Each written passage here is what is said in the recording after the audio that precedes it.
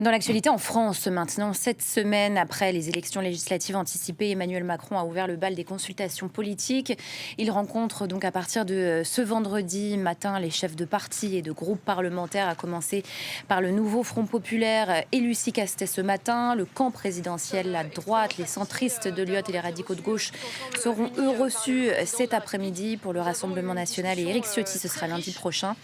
Et selon Olivier Faure, au PS, Emmanuel Macron a évoqué la nomination rapide d'un Premier ministre. On en parle avec vous, Arnaud Mercier. Bonjour à vous. Bonjour. Vous êtes spécialiste de communication politique. Emmanuel Macron a donc acté la nécessité d'un changement politique à l'issue de ces rencontres ce matin. Le nouveau Front populaire, on l'a vu, a l'air satisfait de cette première consultation. Est-ce qu'on sort, selon vous, du simple exercice de communication ? Est-ce qu'il y a quelque chose qui se joue en ce moment ?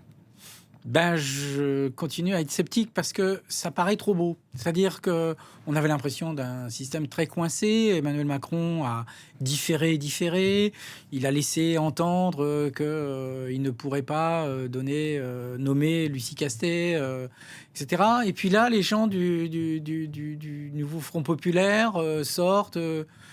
adopte une positive attitude, c'est le mot clé de Marine Tondelier, par exemple, pour les Verts, positif, laissant entendre, prétend en disant à Emmanuel Macron des propos, mais que lui n'a pas évidemment confirmé de l'autre côté, que, comme quoi, par exemple, il n'y aurait plus de tabou, que toutes les forces qui avaient participé au Front républicain sont légitimes à gouverner. Ça implique donc LFI. Or, on sait que dans le parti d'Emmanuel Macron, on dit que c'est une ligne rouge infranchissable. Donc, je crois qu'il y a encore... va falloir attendre pour être certain que ce qu'ont voulu dire les forces politiques qui ont été reçues de gauche est conforme à ce qu'Emmanuel Macron a bien voulu dire. Donc, pour l'heure, on reste dans de la communication pure. Oui, moi, je pense qu'il y a des jeux de posture, effectivement. D'abord, très important pour eux, Lucie Castet et d'autres. Vous voyez... Nous sommes républicains, nous sommes respectueux, nous ne faisons pas de scandale, etc. Nous sommes très respectueux des institutions, nous remercions, nous saluons l'attitude du président de la République. Enfin, donc, ils s'achètent une conduite par rapport à la radicalité des LFI. Et puis, ils disent, voyez, nous sommes là pour gouverner. D'ailleurs, le président de la République a laissé entendre que... Enfin, voilà. Donc, je pense que c'est quand même aussi largement un jeu de posture. Oui, c'est aussi pour montrer que le rapport de force est engagé entre le nouveau Front populaire et Emmanuel Macron. Oui, mais on pourrait l'engager de façon plus ferme. C'est ce qu'ils ont fait, par exemple, dans une lettre où ils menaçaient de destitution à LFI, le président de la République, s'il n'obtempérait pas pour nommer au plus vite leur candidat à Matignon. Bon. Donc là, il y a eu vraiment une volonté d'essayer d'apaiser les choses, et peut-être que ça correspond aussi au jeu d'Emmanuel Macron, parce qu'après tout, il n'y a pas intérêt. On voit que son jeu, sa posture de communication, c'est d'essayer de rester l'arbitre. Même si Emmanuel Bompard a eu ce bon mot de dire, il se prétend l'arbitre, mais enfin, il essaye d'être un peu sélectionneur aussi. C'est-à-dire qu'il essaye un peu de faire son casting pour le gouvernement.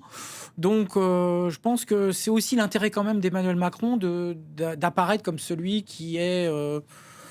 ouvert à l'idée d'une alternance, puisqu'il a laissé entendre par certaines de ses propos que peut-être qu'il n'avait pas entendu le message des Français et du vote. Mais pourtant, il continue à temporiser. Il bat les records de la Ve République avec ce gouvernement démissionnaire. De la 4e.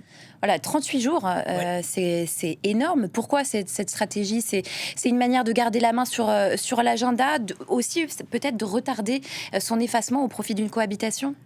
Tout ça est possible, effectivement. C'est des interprétations que je trouve justes. Il y a sans doute l'idée de prendre un peu de temps, de laisser décanter. Je crois que il en a pris du temps. Il en a pris du temps. Je crois que Emmanuel Macron a, depuis le début, depuis sa décision de dissoudre dans la précipitation, sous-estimé le bloc de gauche. Et je pense qu'il croyait encore qu'il était possible de scinder ce front populaire et de faire en sorte que les socialistes, peut-être même des écolos, se séparent de LFI. L'histoire lui a donné raison, puisqu'il y a des dissensions au sein de la gauche. Oui, mais qui sont très faibles, en réalité, parce que quand on donne le nom de l'ancien Premier ministre de François Hollande, Bernard Cazeneuve, il ne représente plus rien au sein du Parti socialiste. Il a même créé son propre micro-parti. Donc, je pense qu'il a cru vraiment jusqu'au bout qu'il allait pouvoir les casser et essayer de refaire une alliance droite, centre et socialiste et écolo, peut-être. Et que En visiblement, temporisant, c'est pas justement. ça. C'était en temporisant qu'il misait sur l'explosion de cette coalition. Exactement. Je pense qu'il a voulu se donner le temps de faire éclater le truc. Et là, Ça n'a pas il s'aperçoit qu'il a beau enfoncer des coins, ça ne marche pas. L'agenda de la semaine prochaine, l'agenda politique est déjà extrêmement chargé. Il y a l'ouverture des Jeux paralympiques. Il y a aussi un déplacement en Serbie jeudi et vendredi pour Emmanuel Macron. On pourrait penser qu'au fond, son choix de Premier ministre est déjà entériné. Écoutez, bien malin qui est dans la tête d'Emmanuel Macron pour savoir exactement ce qu'il pense, parce qu'il a surpris quand même à plusieurs reprises, y compris dans cette précipitation de dissoudre quelque chose qui lui est revenu en boomerang et qui était vraiment pas une bonne opération pour lui, électorale. Donc je ne sais pas, mais en tout état de cause, il peut pas continuer comme ça, parce qu'il y a ce problème du budget.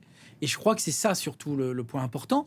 On l'a vu, le Premier ministre démissionnaire a envoyé des lettres de cadrage. Or, l'acte politique lourd d'un gouvernement, c'est de faire un budget.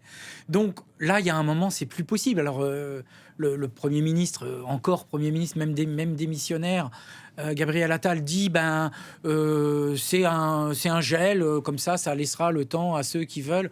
Oui, mais il faut avoir ce temps, parce qu'il y a des temps contraints au niveau du Parlement, il faut déposer ça avant le 1er octobre, etc. Enfin bref, donc je pense que là, il peut plus. Il a gagné le maximum de temps qu'il pouvait, il peut plus. Et je pense que c'est la question du budget et la question de la constitutionnalité de ce gouvernement qui est censé gérer les affaires courantes, mais qui se mettrait à gérer le budget, qui n'est pas les affaires courantes. Là, c'est l'acte politique lourd qui le contraint en réalité, et pas son voyage en Serbie, par exemple.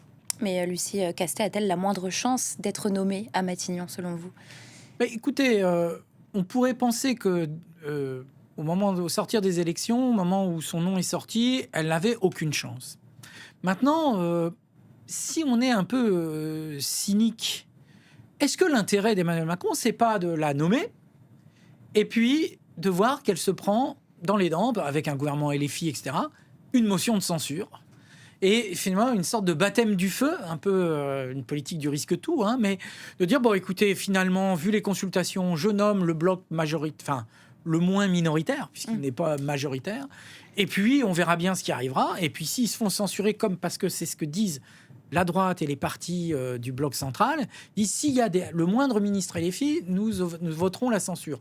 Ce qui voudrait dire qu'après, et le Rassemblement national, Emmanuel Macron il peut parier là-dessus, on ne sait pas. Vous voyez ce que je veux dire ?